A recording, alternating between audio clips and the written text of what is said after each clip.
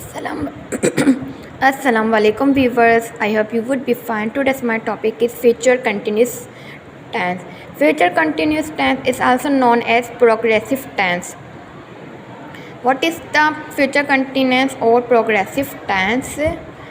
Such a verb which tells us that the subject will do some work continuously in coming time, that is called future continuous progressive tense.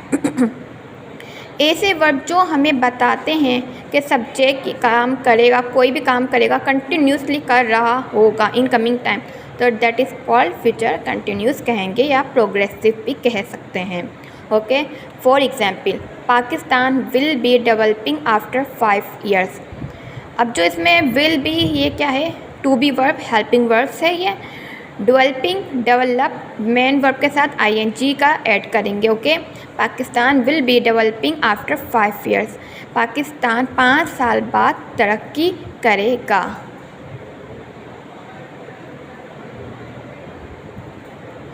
Rule number 1. Shall be and will be are used as the helping verbs of the main verb in this tense.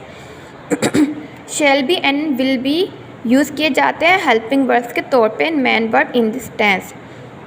The first form of the main verb with ING is used in the future continuous tense.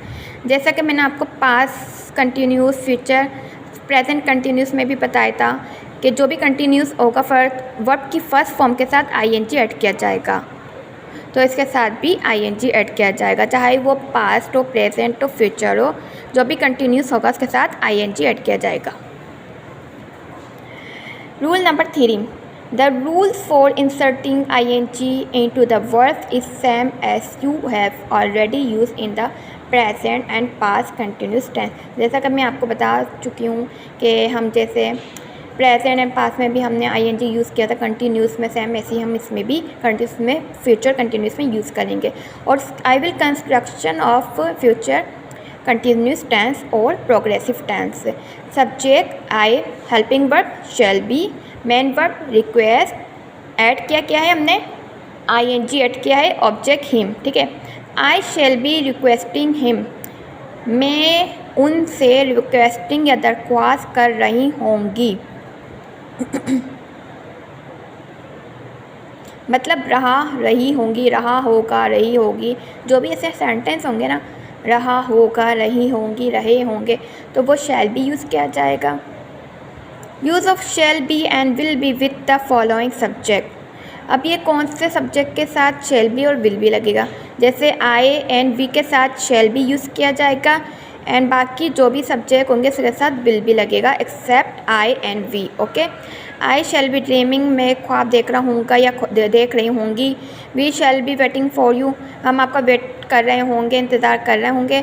You will be crying and tire the life, तुम अपनी life में रो रहे होंगे. You will be reading books, तुम book पढ़ रहे होंगे. He will be coming to us, वो हमारे पास आ रहा होगा. शी विल बी डांसिंग, वो डांस कर रही होगी. इट विल बी रेनिंग, बारिश हो रही होगी. They will be singing in the party, वो पार्टी में गा रहे होंगे. Rabi will be looking for you, Rabi तुम्हें ढूंढ रही होगी. तो इस तरीके के सेंटेंस हैं जिसमें रहा होगा, रही होगी, रहे होंगे. ठीक है, काइंड्स ऑफ सेंटेंस आपको पता है कितने होते हैं? 5 टाइप्स के होते हैं. आई शैल बी वर्किंग हार्ड, आई का जैसे कि मैंने आपको बताया शैल बी यूज़ किया जाएगा.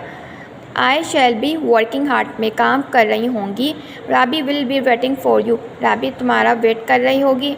Ali will be composing a poetry, Ali एक वो शेर और शायरी लिख रहा होगा, एक शेर लिख रहा होगा. ओके, इंटेरोगेटिव सेंटेंस में मैंने बताया था कि ना सब्जेक्ट बाद में आता है, हेल्पिंग वर्ब पहले आ जाएगा. Shall I B working hard, क्या मैं वर्किंग हार्ड कर रही होंगी, मेहनत कर रही होंगी.